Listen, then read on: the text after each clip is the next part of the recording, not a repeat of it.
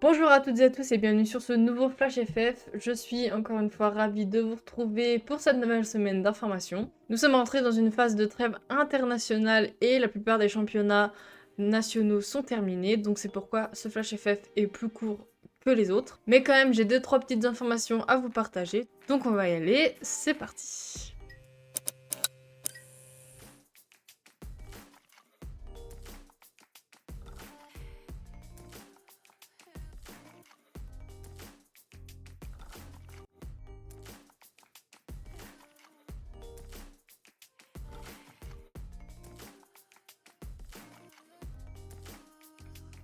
La finale de la Champions League, c'était le 24 mai et ça opposait Arsenal à Barcelone. Et c'est au final Arsenal qui s'impose 1-0 à Lisbonne et qui remporte donc le titre de champion d'Europe. Le club anglais avait précédemment déjà gagné la Champions League, mais il y a 18 ans. Et pour célébrer cette victoire, les joueurs sont venus présenter le trophée à leurs fans dès leur retour de Londres, et juste avant de rejoindre leur équipe nationale respective, comme on peut le voir sur ces images. Gilles Rord a annoncé son départ de Manchester United après seulement 2 ans passés au club.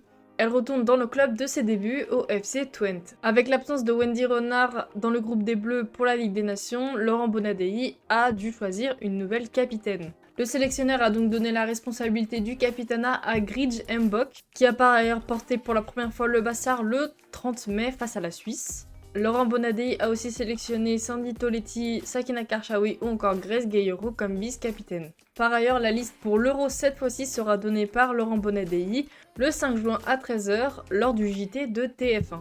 Alors verra-t-on le retour de Wendy Renard ou de Ginny Le Sommer? Rien n'est moins sûr.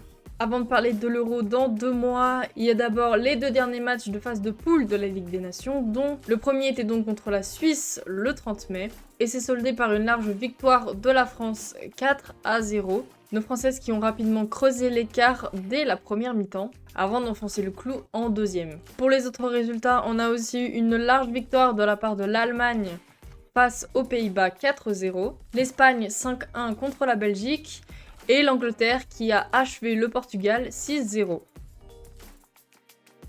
Voici donc les classements des poules avec l'Allemagne qui rejoint la France dans le Final Four. Et il ne reste plus qu'un seul match pour départager le groupe 3 et le groupe 4. Et voilà, c'est la fin de ce Flash FF, vous êtes maintenant à jour. Merci à vous d'être restés jusqu'à la fin. N'hésitez pas à me dire en commentaire si j'ai oublié des informations, j'en parlerai la semaine prochaine. N'hésitez pas à vous abonner à la chaîne, à liker, commenter, partager la vidéo, ça aide énormément. Écoutez, on va se retrouver la semaine prochaine pour un prochain Flash FF. En attendant, regardez du foot féminin et moi je vous dis à bientôt.